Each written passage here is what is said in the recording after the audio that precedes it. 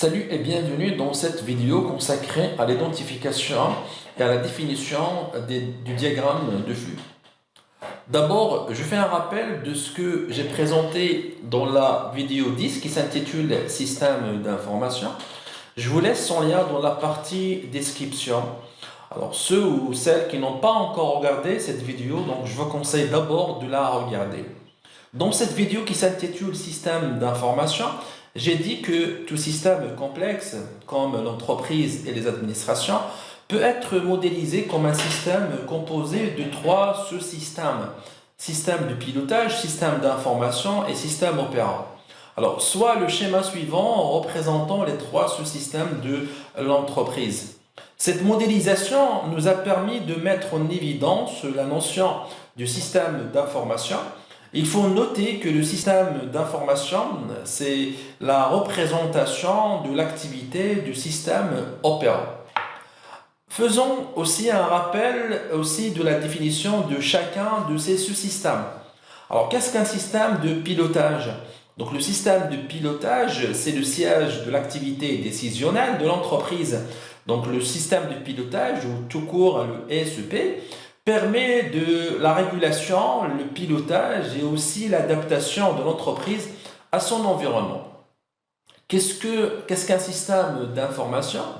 Alors, pour mieux définir ce que c'est un système d'information, il faut identifier ses fonctions qui sont au nombre de 4. Donc, A, il s'agit de la génération de l'information ou la collecte de l'information. Alors, cette fonction de génération ou collecte permet toute saisie de l'information et qui est propre à chaque organisation.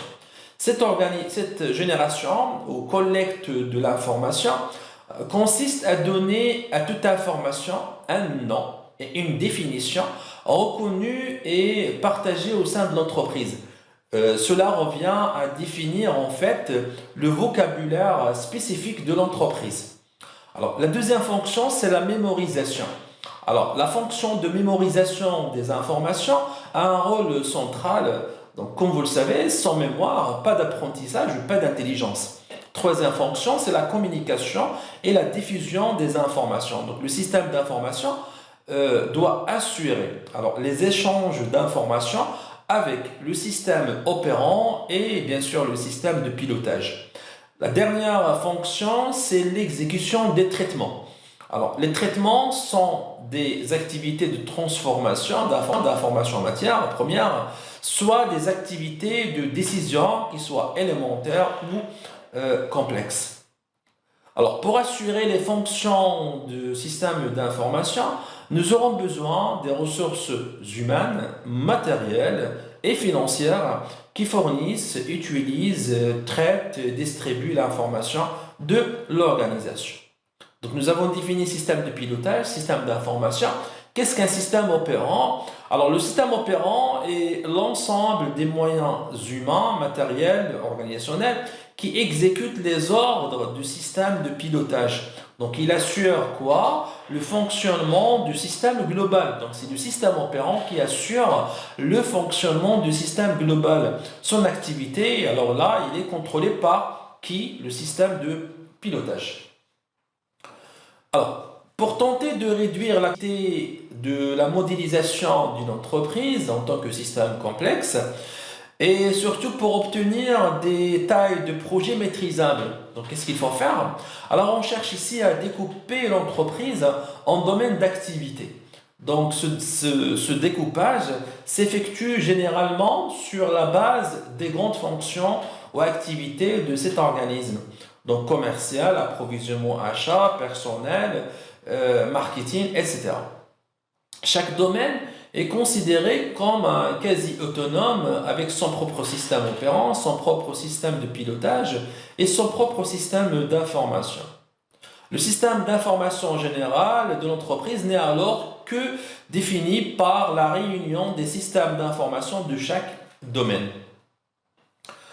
Comment procéder pour délimiter un domaine à étudier? Alors, le concepteur étudier. Alors, le concepteur doit, dans la phase de l'étude préalable, c'est la première phase, donc j'ai déjà expliqué l'étude préalable dans la vidéo 11 qui s'intitule La démarche Meurize.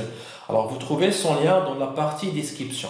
Alors, j'ai dit que le concepteur doit, dans la première phase de l'étude préalable, procéder à la délimitation du domaine dont il va élaborer le système d'information informatisé, c'est-à-dire le futur système informatisé.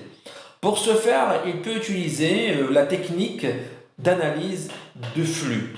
Donc, l'analyse de flux permet d'appréhender simplement le fonctionnement global de l'entreprise en se focalisant éventuellement sur un ensemble d'activités concernées par l'étude.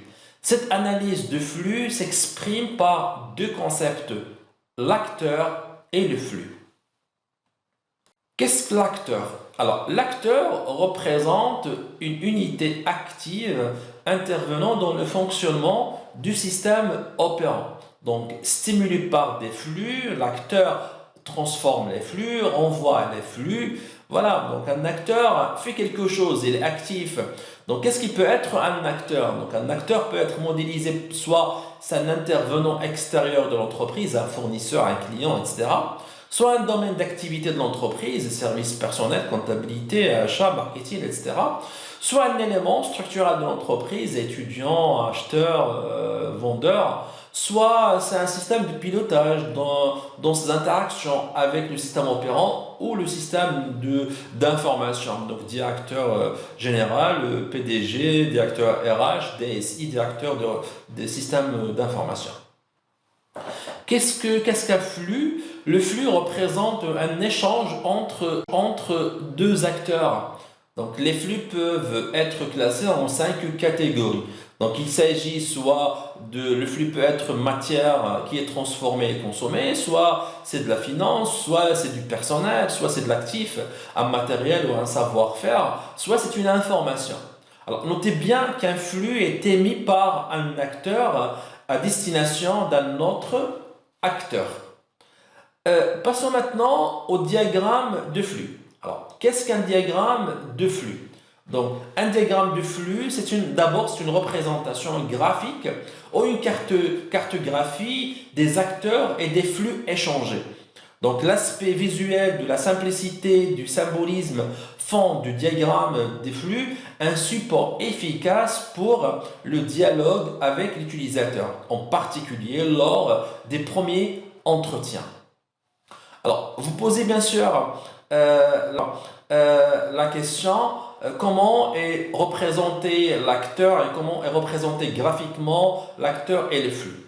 Alors, en l'absence de normes d'usage de symbolisation, donc il n'y a pas de normes de symbolisation graphique pour représenter les acteurs, donc les acteurs peuvent être représentés par différents symboles selon leur nature, donc partenaire extérieur, externe, domaine processus, unité organisationnelle, etc. Voici des exemples de représentation d'acteurs. Alors ici, vous remarquez qu'on peut représenter un acteur externe par des pointillés. Alors, en ce qui concerne le flux, alors le flux est représenté par un lien orienté, fléché. Donc, le nom du flux est emporté par ce lien. Donc, voici un exemple de représentation graphique d'un flux échangé entre élaborer un diagramme de flux. Alors, première étape donc, consiste à définir les acteurs externes. Donc, cette étape va nous permettre de définir le système et les acteurs externes avec lesquels il échange des flux. Donc, il s'agit ici d'une délimitation du domaine à étudier. Deuxième étape consiste à définir les acteurs internes de l'organisation et bien sûr, dans la troisième étape, consiste à définir les flux échangés entre ces différents acteurs internes et externes. Alors, soit l'exemple suivant. Alors, nous souhaitons maintenant élaborer un diagramme de flux pour le cas de la gestion des demandes de stage dans une école. Alors, soit l'énoncé suivant. Donc, l'étudiant envoie une demande de stage à une entreprise. Alors, à la réception de la confirmation de la demande de stage de l'entreprise, l'étudiant envoie le sujet de stage au secrétariat. À son tour, il envoie le thème de stage au responsable de stage. Ce dernier transmet les sujets validés au secrétariat. Le secrétariat envoie les résultats de la validation de sujet de stage à l'étudiant. Le secrétariat envoie une convention de stage à l'entreprise et le responsable de stage envoie une convocation à l'étudiant. Alors, donc, le but, c'est de représenter ce texte-là sous forme d'une représentation graphique qui s'appelle diagramme de flux. Donc, selon cet énoncé, nous dégageons les acteurs suivants. Donc, il y a l'entreprise en tant qu'acteur externe, étudiant en tant qu'acteur interne, secrétariat en tant qu'acteur interne et responsable de stage en tant qu'acteur interne. Voici donc notre diagramme de flux. Donc d'abord, nous mettons en place les différents acteurs. Alors vous remarquez que j'ai délimité le domaine à étudier de telle façon qu'on voit l'acteur externe qui est l'entreprise qui est en dehors du cadre. Et à l'intérieur du cadre, on trouve les acteurs internes. Donc maintenant, il faut définir les échanges, c'est-à-dire les flux entre ces différents acteurs. Donc d'abord, l'étudiant fait une demande de stage à l'entreprise, donc ça c'est le flux. Alors l'entreprise, qu'est-ce qu'il va faire? Donc il va répondre éventuellement, donc il va confirmer la demande de stage. Alors qu'est-ce qui va se passer par la suite? Donc l'étudiant va envoyer le sujet de stage au secrétariat. Le secrétariat va envoyer donc à son tour le sujet de stage au responsable de stage. Le responsable de stage va retourner donc les stages validés. À son tour, le secrétariat va envoyer les résultats de validation à l'étudiant. Et en même temps, le secrétariat va envoyer une convention à l'entreprise et à la fin, le responsable de stage va envoyer une convocation à l'étudiant pour décider sur le stage. Alors, voici quelques remarques et règles d'usage du diagramme de flux. 1. Alors, un flux ne doit pas être bidirectionnel, c'est-à-dire une flèche, donc une ligne avec deux flèches dans les deux côtés. Donc ça, c'est interdit. Il ne doit pas exister entre deux acteurs, internes ou externes ou identiques, des liens bidirectionnels. Alors, deuxième règle, le flux ne doit pas être réflexif, c'est-à-dire un flux ne doit pas partir et revenir sur le même acteur, soit interne ou externe. Si cela est nécessaire, nous devons segmenter donc l'acteur. Troisième règle, pas de flux entre les acteurs externes. Donc les flux entre les acteurs externes ne sont d'aucun intérêt dans l'étude de système. Voilà, j'arrive à la fin de cette vidéo, donc merci d'avoir regardé cette vidéo. Si vous avez des questions ou des suggestions, n'hésitez pas à me laisser un commentaire, je vous lirai et je répondrai. Merci encore une fois et je vous dis à bientôt.